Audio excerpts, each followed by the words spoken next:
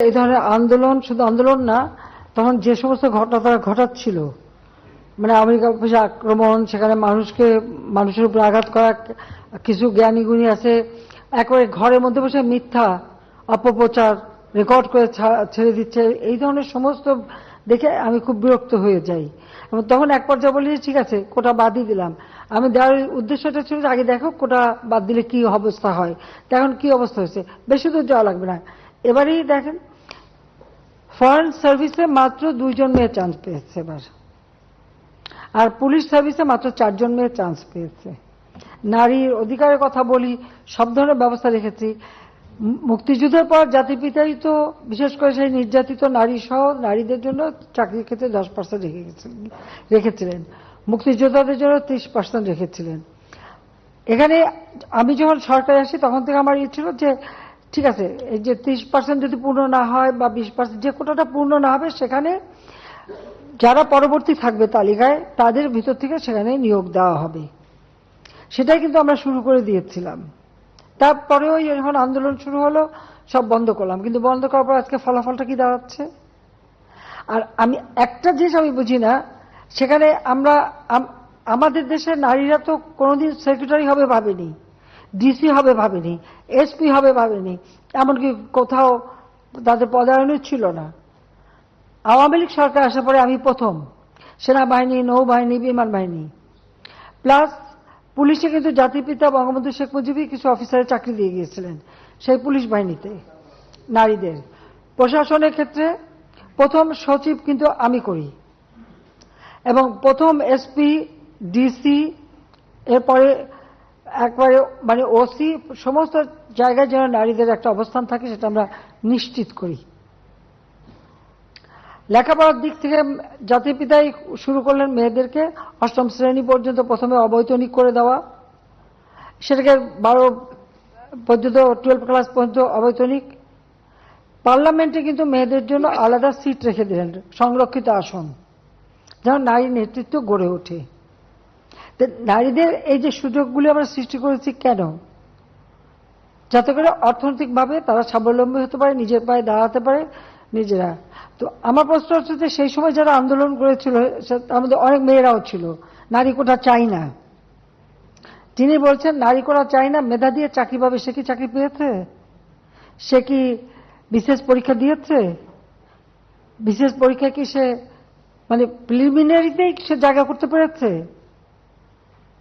তো এই বড় কথাগুলি যদি না বলতো তাহলে এখন তো কোথাও না কোথাও চাকরি তো পেত। দ্বিতীয় কথা হচ্ছে আমাদের দেশের যে সমস্ত এলাকাটা যদি আপনি দেখেন, সব এলাকা তো সমানভাবে উন্নত না, অনগ্রসর সম্প্রদায় আছে, আর কোনো কোনো এলাকা, সেই সব এলাকার মানুষের কি কোনো অধিকার থাকবে না?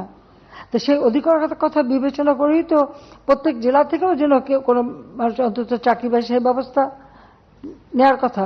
আজকে যদি আপনি বিভিন্ন মানে কোটা বন্ধ করে দেওয়ার পরে যদি হিসাবটা নেন, কোথাও কোথাও দেখা যাচ্ছে যে কোনো কোনো জেলা 23টা জেলায় একটা লোকও পুলিশের চাকরি পায়নি, বা প্রশাসন বা কোথাও 42 BCS আমরা স্পেশাল মানে পরীক্ষা নিয়ে শুধু ডাক্তার নিয়োগ দিয়েছিলাম। এখানে মেডিকেল সেক্টরে আমি মেয়েদের সংখ্যাটা বেশি দেখি, কিন্তু অন্যান্য ক্ষেত্রে যদি আমরা দেখি সেখানে তো সবসময় পিছিয়ে থাকা। তো লাভটা কি হলো? মুক্তিযোদ্ধারা খুব ধরলো, তারা মামলা করলো। যখন মামলা করার পরে কোর্ট, উচ্চ আদালত কোনো রায় দেয় বা কোর্টের যখন কোনো রায় হয়, সঙ্গে সেই রায়ের বিরুদ্ধে এক্সিকিউটিভ অথরিটির এখন এই মুহূর্তে তো আমাদের কিছু করার নেই, কারণ কোর্টেই সমাধান করতে হবে। এখন যারা আন্দোলন করছে তারা তো আইন মানবে না, আদালত মানবে না, সংবিধান কি তারা চেনে না, বা একটা কার্যনির্বাহী অর্থাৎ একটা কাজ করতে গেলে তার যে নীতিমালা, বিধিমালা বা ধারা থাকে সেটা, বা সরকার কিভাবে চলে এ সম্পর্কে কোনো ধারণাই এদের নাই, কোনো জ্ঞানই নাই। হ্যাঁ, পড়াশোনা করছে, ভালো নাম্বার পাচ্ছে, সেটা ঠিক, কিন্তু ভবিষ্যতে এরা তো নেতৃত্ব দেবে বা এই দেশটা আলাদা আসবে, তাদের তো এই ধারণাগুলি দরকার। আমাদের সংবিধান কি বলে সেটা তাদের জানা উচিত। আমাদের একটা রাষ্ট্র পরিচালনায় কি ধরনের কাজ হয় সে সম্পর্কে তাদের কোনো ধারণা আছে সে ধারণা তো আমরা দেখি না। আজকে যখন আদালতে চলে গেল, তা আদালতে সেটা সমাধান, এবং আদালত তাদের সুযোগ দিয়েছে, বলেছে আপনারা আসেন আর্গুমেন্ট করেন, বলেন, তা আদালতে যাক, বলুক না, তারা রাজপথেই সমাধান করবে। আর আমাকে বলছে, আমি সত্যি কথা বলতে কি, আদালত যখন কথা বলেছে, আদালতে যখন চলে গেছে, তার যখন রায় হয়েছে, তো সেই রায়ের বিরুদ্ধে এখন এই মুহূর্তে আমার তো দাঁড়ানোর কোনো অধিকার নাই। এটা তো আমার সংবিধানও বলে না, আমার পার্লামেন্টও বলে না, কার্যপ্রণালী বিধিও বলে না, কিছুই না। যতক্ষণ পর্যন্ত আদালত থেকে সমাধান না আসবে ততক্ষণ আমাদের এখানে কোনো কিছু করার থাকে না। এটা বাস্তবতা, এই বাস্তবতা তাদের মানতে হবে। আর যদি না মানে কিছু করার নাই, আর রাজপথে আন্দোলন করে আন্দোলন করতেই থাকবে, তবে কোনো ধ্বংসাত্মক কাজ করতে পারবে না।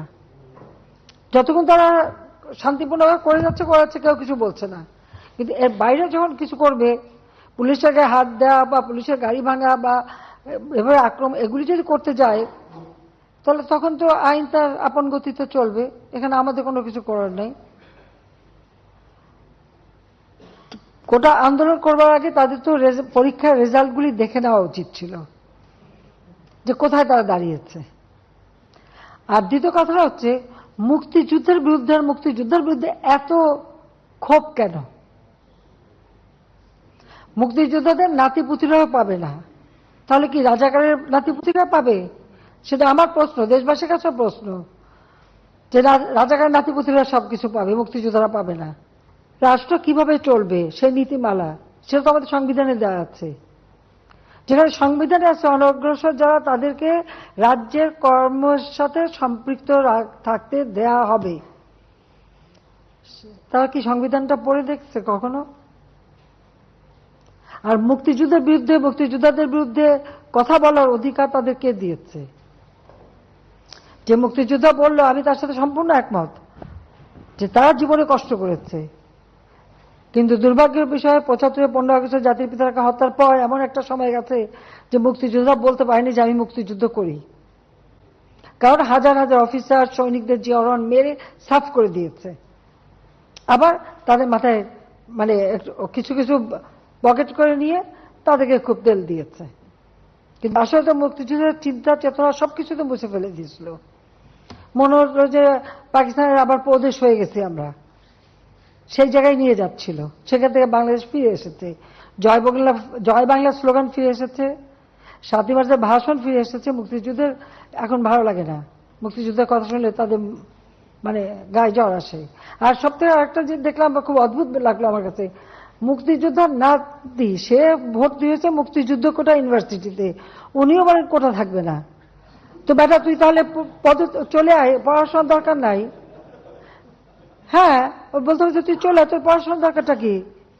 তুই মুক্তিযোদ্ধার নাতি হিসেবে কোটায় ইউনিভার্সিটি ভর্তি হয়ে এমন বলে কোটা লাগবে না, তোকে তো ইউনিভার্সিটি থেকে বের করে দেওয়া উচিত। হ্যাঁ, ওকে ওই ইউনিভার্সিটি থেকে বের করে দেওয়া উচিত, যে কোটা নাই, তোর পড়া নাই, যা বাড়ি যে বসে থাক। যদি লজ্জা থাকতো তাহলে আগে ইউনিভার্সিটির থেকে পড়াশোনা বন্ধ করে দিয়ে এসে তারপর বলুক যে কোটা লাগবে না। এটা বিচিত্র এই দেশ, আসলে আমার দেশটা বিচিত্র একটা দেশ, বিচিত্র মানসিকতা। ৬ ঋতুর দেশ তো, ঋতুও বদলায়, মনও বদলায়, আমার কিছু করার নাই। আসলে মেধা কার কত সেটা পরীক্ষা প্রিলিমিনারিতে হয়, তারপর পরীক্ষা হয়, রেজাল্ট হয়, ভাইবা হয়, সেই সময় যেটা বাস্তব। তো যদি মুক্তিযোদ্ধার সন্তান হয় তো সেই পাবে। আর সবসময় যে সব কোটা পূর্ণ হয় তাও তো না, যেটা বাকি থাকে সেখানে তো ওই তালিকার থেকেই দেওয়া হয়। এর মধ্যে অনেক চাকরি কিন্তু ওই তালিকা থেকে দেওয়া হচ্ছে এটা, এবং সেটাও একটা নির্দেশ আমি দিয়েছিলাম। কাজে এটা কিন্তু আছে, কিন্তু সেখানে অবশ্যই মুক্তিযুদ্ধ অগ্রাধিকার পাবে, এটা তো দিতেই হবে। এখন মেধা, এই যে মেধা আর কোটা নিয়ে, তো কোটা আর মেধা তো এক জিনিস না, তো এইখানে দ্বন্দ্বটা সৃষ্টি করে, এটা একটা ট্যাকটিস। তার মানে কি মুক্তিযোদ্ধার সন্তান নাতিপুতিরা কেউ মেধাবী না, যত রাজাকারের বাচ্চারা নাতিপুতি হলো মেধাবী, তাই না? কিন্তু এটা ভুলে গেলে চলবে না যে যাদেরকে মেধাবী না বলছে তাদের হাতে কিন্তু ওরা পরাজিত, যুদ্ধে কিন্তু মুক্তিযোদ্ধারাই জয়ী হয়েছিল, রাজাকাররা জয়ী হয় নাই। তারা পাকিস্তানিদের পদলেহন করেও পরাজিত হয়েছিল। এই কথাটা তো মনে রাখা উচিত যে তারা তো পরাজিত হয়েছিল। তো তাদের মেধাটা কোথায়? তাদের মেধাটা কোথায়? সেটা আমার প্রশ্ন।